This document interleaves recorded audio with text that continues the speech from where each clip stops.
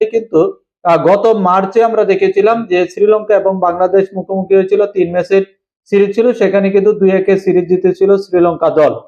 এছাড়া যদি বিশ্বকাপের কথাটুকু বলি, সেখানে কিন্তু বিশ্বকাপে দুবার শ্রীলঙ্কা এবং বাংলাদেশ মুখোমুখি হয়েছে টি-20-তে, দুবারই কিন্তু শেষ হাসি হেসেছে এবং জয়ের হাসি এসেছে কিন্তু শ্রীলঙ্কা দল।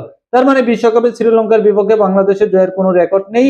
তো বাংলাদেশ যুক্তরাষ্ট্রে গিয়ে 3টি ম্যাচ খেলেছিল, যেখানে 3টি ম্যাচেই কিন্তু আমরা দেখেছি যে 3টি ম্যাচের মধ্যে 2টি ম্যাচেই কিন্তু যুক্তরাষ্ট্রের সাথে পরাজিত হয়েছে, যদিও পাকিস্তানও কিন্তু গতকালকের ম্যাচে কিন্তু যুক্তরাষ্ট্রের বিপক্ষে হেরেছে। তো যাই হোক, শ্রীলঙ্কার বিপক্ষে বিশ্বকাপে নিজেদের প্রথম ম্যাচে বাংলাদেশের একাদশ কেমন হতে পারে সেটি নিয়ে যদি একটু কথা বলি, তাহলে এখানে দেখবো যে তানজিদ হাসান তামিম তার একাদশে থাকা, মানে ওপেনিং এ থাকা নিশ্চিত, কারণ তিনি যে রকম পারফরমেন্স করছেন তাতে অন্য কারো উপর ভরসা করা মোটেও সম্ভব হবে না। সেই সাথে লিটন কুমার দাস তার সাথে থাকতে পারে।